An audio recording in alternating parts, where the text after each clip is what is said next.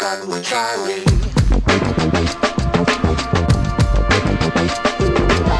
Riding shotgun refers to the practice of sitting next to the driver in a moving vehicle. The term riding shotgun came around after the time of the stagecoach, when somebody used to sit next to the driver holding a shotgun, in case they ran into bandits. My name is Charlie Cook, and I drive a lot.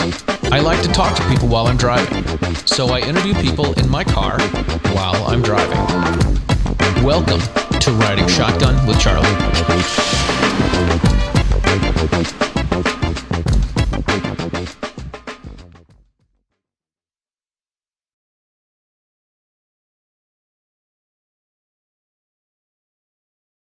All right, ladies and gentlemen, welcome to this episode of Riding Shotgun with Charlie. Before we start the show, I do want to let you know that if you would like to, first of all, I want to let you know you should subscribe to the YouTube channel if you are watching this. And if you hit the little bell, then you'll get notifications when new shows are coming out.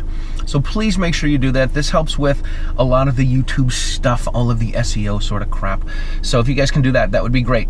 Something you can do to help support the show is to buy some Riding Shotgun with Charlie patches and some Gungram and Riding Shotgun with Charlie stickers.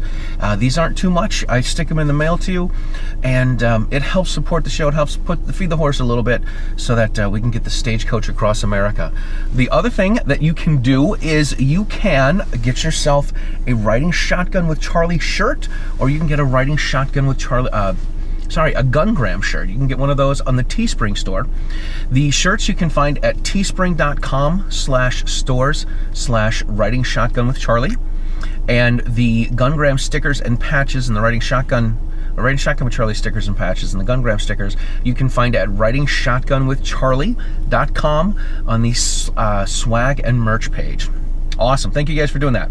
Now, today we are near California. No, we're Ocala, Florida. Holy moly! I only had 2 cups of coffee for breakfast. And today we have with us. Back to the whole 2 cups of coffee. Yes, not enough. That's why I had 2.5. It was just that enough. Extra half that does it. That's right. Today we have with us Dr. John Edeen from DRGO, which is Doctors for Responsible Gun Ownership. Dr. John, we're in Florida, free America. We don't have to hand sanitize. That's right. And I love it. And I live in Texas, so this is nothing new for me. This is America. Good. I know. More free America. Took off my mask. I didn't bring my Lead Slingers hand sanitizer. Yeah, it's great. Yeah. Just don't drink that stuff though. It is not good to drink. The whiskey, on the other hand, drink. Yes. That's good stuff. Have you had? Oh yeah, I've had the rye. I've had. Towards Southwest College Road. All right, we're gonna put that down. I have had the regular whiskey, and I've had the cinnamon whiskey, the napalm, I think is what they called it. How the hell do we get out of here? To the right. Yeah. Already lost. I never plan on getting lost. All right, let's talk to you, Dr. John. So we're down here at a Florida Carry event, and I think this is your 2nd year at this event. Right, I was there last year, and I talked about what do you do if your doctor asks you if you own a gun. This year, I'm speaking on one of the panels, I guess. Very cool. That Cheryl Todd is leading, and so I'll just do what I do well. I'm just going to wing it. That's what I'm going to do. Perfect. That's the best way to go. Sometimes the spontaneous things are the best. They really are. Absolutely. Let's talk about that real quick, because I love that. I think I heard you on. Southwest College Road. I thought I turned this down all the way. I think I heard you on a show one time, and it said if your doctor asks you if you have guns in the house, then you should tell him that ask him if he's got insurance. There's several things that you can do. First of all, you can just refuse to answer or just lie. It's none of his business. It is a bunch of none, yeah. That's right. It's none of your business. It's a lot of these people have been brainwashed by establishment medicine to think that they're actually helping. Right. And they're not. The American Academy of Pediatrics, tells you to store your gun separately from your ammunition. Well, that works really good for, preventing accidental childhood, right. gun. But it doesn't do much when somebody's breaking in your house. Right. And so that's goes to one of the things of saying, basically, You can ask the doctor, so does your insurance company know that you're practicing outside of your scope of medicine? That is you awesome. ask them, what organization are you certified by to give this kind of advice? Yeah.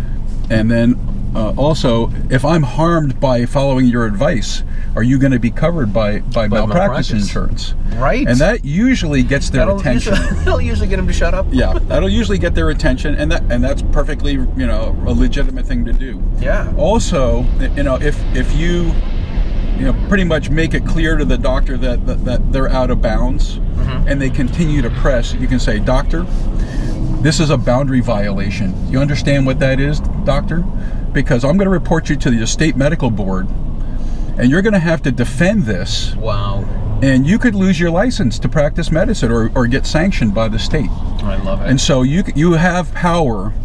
The other thing is, if you have that kind of a doctor, get a different doctor. Get a new doctor. Yeah, you don't have to go to one particular doctor. Some healthcare plans limit you, but I would find somewhere else. And with that said, DRGO actually has a service. It's called 2adoc.com, where we can match you up with doctors that are 2A friendly. Now, unfortunately, we still have a fairly limited panel, and we're trying to expand it. So all you healthcare professionals out there, go to 2adoc.com and sign up to be a professional, one of the professionals that go along with it. Yeah. And if you're looking for a doctor, go to 2adoc.com and sign up. We will try to match you up. It's not a searchable database, so you're not going to get doxxed. You're just going to, we'll look at our list, we'll look at what you're looking for, and we'll try to match you up. That's cool. And it's free for both, and it's secure. So we're not, nobody's going to have access to moms demand action, picketing your office. Picketing your office, or That's cool. I had it's been a while since I've been to the doctor. I hate to admit this in front of a doctor, but I went to my doctor one time, and he's like, so I tell him about my day job and this and that and blah blah blah, the stresses of life. He's like, what do you do for fun? I'm like, I really don't do anything. Like, I just feel like I work all the time. I said, but I do make videos playing the trumpet and shooting a gun at the same time. And he said to me, well, I'm a certified NRA instructor, and I'm not sure if that's something safe to do. I'm like, I'm a certified NRA instructor too, and it's only me at the range. I'm shooting in a safe direction. My finger's off the trigger. I'm just multitasking, and it'll be fine. And I've done it 1,000 times already. Right, people. And I haven't shot myself or anybody else yet either. So right, there you go. It'll be fine. Don't worry about it, buddy. Yeah. So yeah, that was kind of ridiculous. No, that's hilarious. All right, so let's talk about you. You've been a doctor for a long time. You've got some experience in the military, which led you to becoming a doctor. And right. Well, my parents were Salvation Army officers, and I grew up in northern New Jersey. Yeah. For the most part, and my dad ran an adult home on the Bowery in New York, which is Skid Row, basically. It was a 400-bed home. Back in the 70s, the state of New York kicked all the psychiatric inpatients and put them out onto the street. Wow. And so my dad took a lot of those people in, and he set up, first of all, he helped them manage their money. He set up food, like a cafeteria, so that they would eat, because a lot of these people were malnourished and starved because they got victimized as soon as they got their money. Wow. They would get their money stolen. Jeez. And then also he brought psychiatrists in to make sure that these guys were getting their psychiatric meds. Health, yeah. And so that's kind of where I grew up. I worked there in the summers, and I learned how to drive a van in New York City. Oh my God, that's gonna be I'd go over to the Brooklyn Terminal Market to pick up the vegetables, once a week, and get all the produce, that kind of stuff. And then I worked in a hospital drawing blood part-time as well. And so that was where I got a little bit of medicine. But I pretty much knew what I wanted to do from 7th grade, probably, to be a doctor. That's amazing. Combining the humanitarian thing with the science and the medicine. So I went to Columbia University, undergrad and medical school. But in order to pay for medical school, I did what's called the Health Profession Scholarship Program. Okay. And so, that has a military obligation. They pay for your medical school and books and all that kind of stuff and give you a stipend, but you owe them time. So I did my orthopedic internship at Oakland Naval Hospital. I did an orthopedic rotation at Oakland Naval Hospital during my 4th year of medical school, and that's where I decided that's what I wanted to do. Is I wanted to do orthopedics. Yeah. And so I did my internship, and then I spent 2 years as the medical officer aboard the USS Peleliu, which is a amphibious assault ship. So it carries Marines, and it has helicopters and Harrier jets and all kinds of cool stuff. Plus the landing craft. There's a well deck in the back, and they can sink it down and drive the boats in and out. Oh my gosh. So you have like the kind of the John Wayne landing craft where the door comes down in the front and the guys run out. Yeah. Or even cooler, now we have the hovercraft. Yes, they have landing. Yeah, the thing can carry an M60 tank. Oh my god. Or it can carry 500 troops or whatever, and it's a lot faster than the boats. So Sure. it gives the ship over the horizon capability. Mm-hmm. So they can't see you over the horizon. Just the boats show up and boom, they're in the Marines, and of course they have the Cobra attack helicopters and the Harrier jets, and wow, it's quite a production when you see it. And I spent 2 years as the doctor on that ship. That's amazing. And so that was a lot of fun. And then after that, I did. I was stationed at NAS Jacksonville, Florida, not too far from where we're at today. Just up the highway a couple hours, and I deployed to Somalia on a surgical team during that time. Wow. So all over the place. yeah, so I did it around the world in less than 80 days. We flew from Jacksonville to Los Angeles to Tokyo, then to Singapore, where we met the ship, and we embarked. Then we went across the Indian Ocean and set off the coast of Mogadishu while we were getting ready to pull our troops out. Wow. And then we flew in a helicopter from the Peleliu to Mombasa, Kenya, spent the night there, and then got on a 747. Then we went from Mombasa, Kenya to Cairo, Egypt for refueling, then to Shannon, Ireland for another refueling, and then to Dover Air Force Base, where the general said, okay, you Navy people, get off here. We're going to Georgia, and we don't want to have you people. So we had to catch a bus to Philadelphia, and then we flew from Philly to Jacksonville. Oh my God. But it was an interesting experience. And here's the really interesting thing. Guess what ship we went to? USS Peleliu. So I went right back home. So it was kind of fun because they pulled out. They have something called the cruise book. Every time the ship deploys, they put a book together. Yeah. And they pulled out the cruise book, and here I am as a fresh-faced lieutenant. At that point I was one rank higher. I was a lieutenant commander. Yeah. And so it was kind of fun, and all the guys were kind of like snickering and laughing. Right. Look at you. Yeah. Young kid. I mean, I looked like I was 12 years old. I mean, I was like Doogie Howser. It was pretty funny. That was funny. So then after that, and another interesting thing is while we were sitting off the coast of Mogadishu, I applied for my pediatric orthopedic fellowship. Yeah. And so I applied, and I did a satellite phone interview with John Roberts, who was the head of the Shriners Hospital for children in Springfield, Massachusetts, right in your neighborhood. Right in my neck of the woods. So from 95 and 96, I spent learning how to do children's orthopedics. That's cool. And so after that, but before I did my fellowship, I actually spent about 9 months in Fort Dodge, Iowa, with one of my colleagues from the Navy, doing general orthopedics. And then I did my fellowship, and then I came to San Antonio in 1997, and I've been there since. Nice. And so I've had a very rich practice in children's orthopedics. It's never-ending variety of injuries and problems with kids. I mean, kids are a source of constant craziness. No kidding. I did 5 cases on Wednesday from being on call. Everything was from Tuesday. Came into my office on Tuesday or got referred from the ER. Right. So so it's always busy. It's fun. Mm-hmm. Yeah. There's never a dull moment. There's never. Oh my God. No, not at all. You never know what's going to walk in the door. In fact, one of our junior person that we hired a couple of years ago, when he was interviewing with us, I said, look, you can go look at other practices, but I can tell you one thing about this practice. Every week you will see something weird, and it will never be boring. And so he came and joined us, and guess what?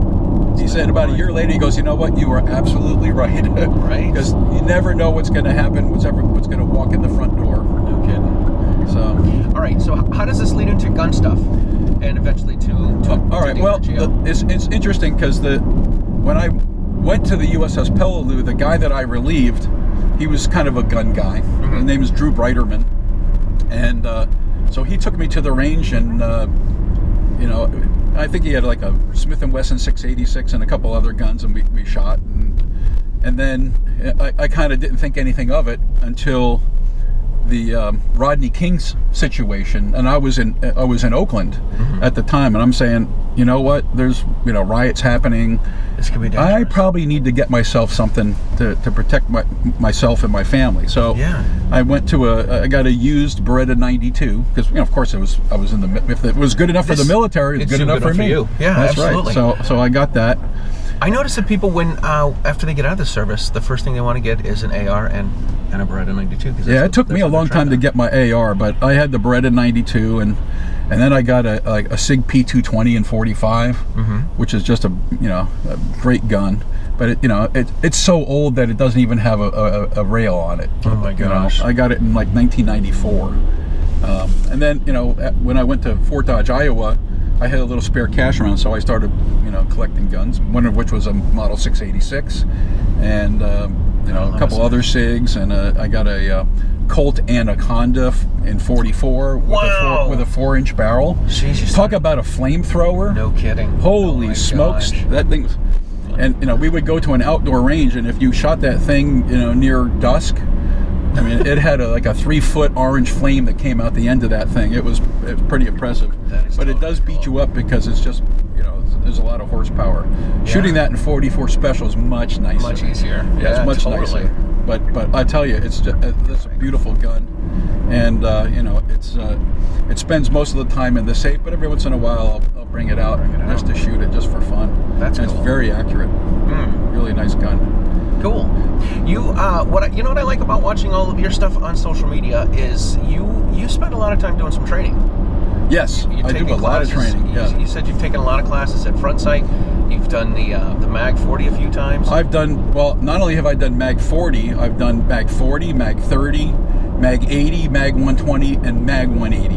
Oh my God. And also, I took the Mag instructor class about a year and a half ago. That is totally cool. So I've done most of what Mass puts out, and Mass and Gale I consider good friends. In fact, I consult for him. I help him out if he's got a case and he needs some medical opinion. Wow. I'll look at the case and I'll put something in writing for him so he can use that in defense of the person who's accused of doing something wrong, and they're being the Armed Citizens Legal Defense Network. They're one of their patrons, and so Mass is part of that team that will help defend you. That's cool. So we've had a good relationship for a long time, and Gail is a nurse. Did you know that? I did not know that. Yeah. Gail is a nurse. Before in her prior life, before she was Mrs. Ayub, she was a nurse before she started doing all the firearms training and traveling around the country with them. That's pretty cool. And of course, her daughter is also a nurse up near Chicago. Oh wow! And in fact, she was in that Mag 180 class. So, and I think the Mag 120 class we took together as well. So how long is a 180 class? Like the Mag 20 class? It's 5 days. It's 5 days. Okay. And it covers.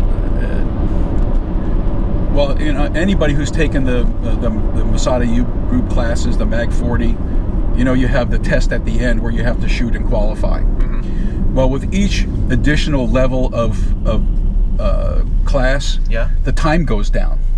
So really? Yes. So, for instance, for the first stage where you're shooting weak hand from 4 yards, 6 shots, and you get 6 seconds, or 8 seconds rather. For the Mag 80, you get 4 seconds. Wow. For the Mag 120, you get 2.66 seconds. Holy crap. And then for the Mag 180, you get 2 seconds to shoot those 6 rounds. Wow. And so all those times are compressed. And so, it adds to the level of difficulty. the passing score is a lower percentage as well, so it Right. helps you accommodate for the increased difficulty. Yeah. But like the mag classes, the higher level classes, you work on weapons retention and weapons takeaways. You do long gun stuff in the mag 80, and even in the mag 120, there's some other long gun stuff. You shoot full auto guns. You teach new shooters how to shoot in that class. Wow, that's cool. And so, I mean, the classes themselves, like the 180 is a qualathon. You're shooting all kinds of different quals. You're shooting long guns. You're shooting pistols, of course. Yeah. There's just all kinds of just really good stuff. It's great education, and you get instructor level qualifications in weapons retention and also using the Kubaton. That's the other thing. Kubotans are nice to have when you go someplace where you can't carry. Yes, right. Yeah. And Kubaton it can be deadly if you know how to use it, and it certainly helps with compliance. It does. If you lay that thing on somebody's wrist and you're crushing the radial nerve with it, believe me, they're going where you want them to go. Right. Yeah, and when Mass does it, boy, I'll tell you, he puts that sucker on you, you feel it. Oh my gosh. He really applies the Kubaton without mercy, which is how it should be applied. so yeah, absolutely, it's an amazing device. All right, how does this lead into the DRGO? Well, I got my concealed carry license in Texas in I think about 2007, and every time I went to the hospital, I had to take my gun off and lock it up. And I'm going, this doesn't make any sense. If we have and we're having mass shootings in places, and so a hospital is a ripe target. There's lots of things, and I've written about that stuff. Yeah. You can find that on the DRGO.us website. Yep. But I talked about an active killer in a hospital, and how we're vulnerable, and I went to different administrators and CEOs to try to get them on board. Under Texas law, you can get permission to carry in a place that has the 30-06 signs. So, but it has to be in writing. Right. But of course, the lawyers say, "Oh no. Oh jeez. No, that would be dangerous." Of course, being massacred is not dangerous, but a doctor carrying a gun. Someone who's intelligent, been to medical school. Right. And somebody who has had training, right? Maybe, and who you trust to put a knife in their hand to cut people open and to do stuff, but they can't carry a gun, So it's the corporate thing, It's the corporate lawyers say, oh no, the signs are enough. That will protect you. Jeez. And you and I and all your listeners both know that that's a bunch of BS. It is. The signs work right up until the point they don't work. Exactly. There was a few years ago, probably 3 or 4 years ago, there was a potential mass shooting at a hospital in Pennsylvania, and the doctor kept a gun in his office, right, and stopped it from happening. And I loved arguing with my anti-gun friends about this, because they're like, well, look, so a guy breaks into a hospital, kills a bunch of people, gets shot by the doctor. It's not a mass shooting. Yeah, it's not a mass shooting because he prevented it from happening. He stopped it, right. If he wouldn't have stopped it, it would have been a mass shooting, but, well, it wasn't because it... Yeah. Well, I wrote an article about that. I call it a tale of two shootings. I compared the shooting in Pennsylvania to one that happened in Boston, where everybody was disarmed. Yeah. The guy's mother died of cardiac things, and so the guy came hunting for the heart surgeon and killed him dead, and then he killed himself. But so compare that with the one where I think he shot a bunch of other people too, but the one in Pennsylvania where the guy pulls out the gun, shoots the social worker, and then the psychiatrist shoots him, and they were able to disarm him. Yeah. So I mean, these are the kind of things that got me started with the Second Amendment stuff. And I met up with Mark Walters at one of the Gander Mountain events that he was doing out near Houston. Yeah. And we struck up a conversation and we kind of hit it off. And then and for those of you that don't know, Mark Walters is the host of Armed American Radio. Yeah. But he invited me to come to the NRA meeting that that same year. This was 2013. And so I went, and that's where I met Masad Ayub, actually. Oh, cool. Was at the Crossbreed holster booth with Mark Walters, you know, and I'm like starstruck, you know, because I know who Masad Ayub is. I'm going like, oh, no, you know. So it was kind of funny. And then after that, he said, well, why don't you come to Gun Rights Policy Conference? It's in Houston too this year. So I went to the GRPC in Houston, and to the other right. yeah, but I went to the GRPC, and there was a guy there. His name was Dr. Timothy Wheeler, and he was the founder of Doctors for Responsible Gun Ownership. So after he gave his talk, he was coming off the stage, and I hit him up in the back of the room. I said, Dr. Wheeler, my name is John Edeen. I'm a pediatric orthopedic surgeon. How can I help you? And his jaw just dropped. He goes, do you know how rare you are? Right. Something like you. And I explained to him, the issue that I was dealing with. And so what I tried to do was to get a resolution passed to, from our county medical society to, come out against gun-free zones. And so when I gave the presentation, I had the vote was 22-2 against. There were only 2 people that voted with me. Everybody else voted against me. And one of the doctors was a neonatologist that worked in my hospital that I've known for a number of years. Really? Interestingly enough, later on I organized some pistol instruction classes with Ben Branham and Bob Main as the instructors. He showed up to one of them because I guess one of his wife's family members was stalking them. He wanted money from them. And so, isn't that interesting? It's really funny how... When it's personal.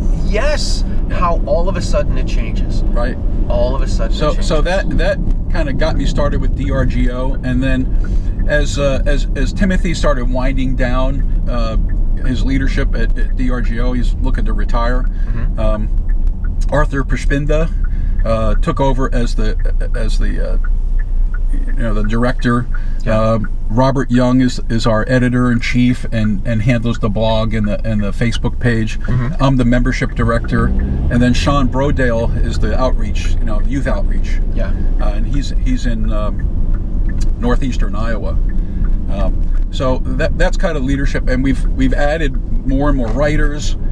We've got like a guy who's a forensic psychiatrist in Virginia, who's his name is Dennis Petruccelli, who's become very involved, and we got just lots of interesting people. We got guys from the old school, and we got guys from the new school, and so it's kind of an interesting group of people, and things keep growing a little bit at a time, and we got people who are doing more and more participating. So it's a lot of fun. It's a good bunch of folks, and we're the anti-Bloomberg School of Public Health. We go out there when they start talking about they publish these papers that are have a huge amount of selection bias, and we just tend to point things like that out. Nice. And so we can fend them off out. Yeah. So we at least expose them for what they are. Right. Right. Do you think this is someone's road? Yes, I think I think this is somebody's driveway. Right. All right. We're gonna get out of here. Although it may go through all the way the other side. I don't know if I trust it. Yeah, I don't either. This is Florida. But anyway, it's a good group of folks, and I've spoken at the Gun Rights Policy Conference for since 2014. That's awesome. And I've talked about active shooter in a hospital. I've talked about terrorism against hospitals. I wrote an article that ended up in Concealed Carry magazine. Oh, cool! And we've reposted that on our website at drgo.us. So if you want to read about that, I think it's probably the most comprehensive work on that subject. Cool, absolutely. Put some links to that. Yeah, definitely. So it's all the stuff that I've written for DRGO is on the website. You just have to put my name and you can find out. But I'm a minor writer in an organization. There are a lot of other people who participate and write. And frankly, if you interested in writing for us, just you're welcome to join. Cool. Yeah, you don't even have to be a doctor, but if you're a medical professional, that's I used to play one when I was young. Yeah, there you go. Playing doctor, yeah. Right. A lot of us have. Right. That's how you got into it. Are you an amateur gynecologist? What is that old saying? I'm not a proctologist, but I know an a-hole when I see one. That's right. There you go. All right, listen, we need to wrap things up. Dr. John, thank you so much for being on the show. My pleasure. We are going to put some links to DRGO and some of the things that Dr. John has written. Do we call you Dr. John or Dr. Edeen? You can call me whatever you want. Just not late for for breakfast. dinner. That's right. There we go. So please like and share all of the Writing Shotgun with Charlie stuff on social media. Please make sure you subscribe to the YouTube channel. If you want to purchase some patches and some stickers, please check out writingshotgunwithcharlie.com. If you'd like to get a Writing Shotgun or a Gungram t-shirt, go to teespring.com/stores/writingshotgunwithcharlie. These are for you. Oh, thank you. Yeah. So I was going to order them, but you know what? But I'll take free swag. It's free swag and a personal delivery. Yeah, I'll have to get a t-shirt too. Yeah, oh my God, please. And in XL, just because you're losing weight. Because I've lost like 40 pounds. So. That's awesome, man. Yeah, you're out there with the bike trips. It's great. Yeah. It's good stuff. All right. Also, please make sure you support the Second Amendment Foundation. SAF.org is their website. And check out the Self-Defense Radio Network. And we will see you guys next time.